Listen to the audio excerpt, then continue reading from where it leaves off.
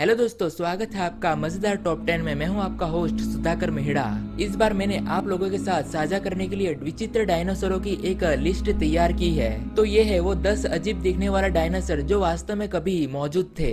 तो नंबर 10 पर है सेरोविप्टेरेक्स। सेरोविप्टेरेक्स मध्य से लेकर देर तक ट्राइसिकल काल तक मौजूद था और ये बहुत ही अजीब लग रहा है। सेरोविप्टेरेक्स प्रारंभिक रेंगने वाला एक जंतु का वंशज है जो एक छिपकली है जो पेड़ों से पेड़ों तक कूद सकती है। और नंबर 9 पर है पेगोमेस्टेक्स। खैर वो फ्रेंडली तो नहीं दिखता है। पेगोमेस्टेक एक शाकाहारी था जो केवल 2 फीट लंबा होता था, जो जुरासिक पार्क के समय मौजूद था। इसमें चोंच नुकीले दांत थे जो एक दूसरे को हमला करने के लिए तैयार हो सकते थे और इनका शरीर रजाई जैसी चीज में ढक जाता था। जाहिर है कि शिकारियों को डराने के लिए ये सब पर्याप्त नहीं था। दिलचस्प ये है कि ये 50 साल पहले खोजा गया था, लेकिन इसे केवल 2 साल पहले पहचाना गया था। इसका अर्थ 2 चीजों में से एक है, या तो इसे वैध रूप से 48 साल लग गए ताकि इसके अवशेषों की पहचान हो सके, या वास्तव में उन्हें केवल 2 महीने ही लगे हो, लेकिन कोई भी नहीं जानता।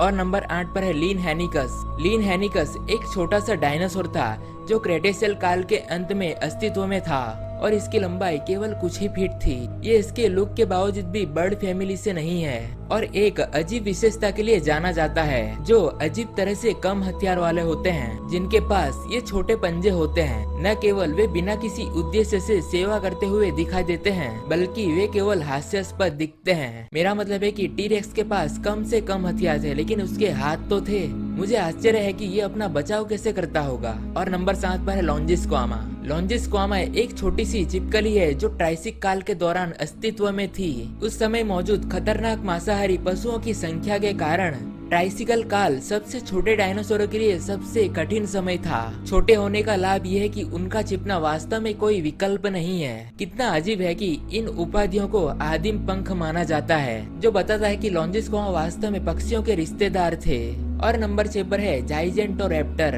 दी जाइजेंटोरैप्टर क्रेटेशियल काल के दौरान मौजूद था, जो उस समय बहुत ही बड़ा पक्षी था। ये 16 फीट का 26 फीट की लंबाई का था, जिनका वजन 2 टन का था और ये संभवतः रंगीन पंखों से ढका हुआ था। वैज्ञानिक इस बात से चकित थे कि इसका आहार क्या हो सकता है, क्योंकि इसमें कोई दांत नहीं था, एक छोटा सिर और एक लंबी गर्दन जो शाकाहारियों के समान है, लेकिन इसमें 2 विशाल तेज पंजे भी थे जो मांसाहारी होते हैं। व्यक्तिगत रूप से मुझे ये कुछ भी नहीं पता है, मुझे सिर्फ ये पता है कि ये चीज दुनिया की सबसे बड़ी मुर्गी की तरह दिखती है, और नहीं तो क्या। और नंबर 5 पर है मेमेनकीसोरस।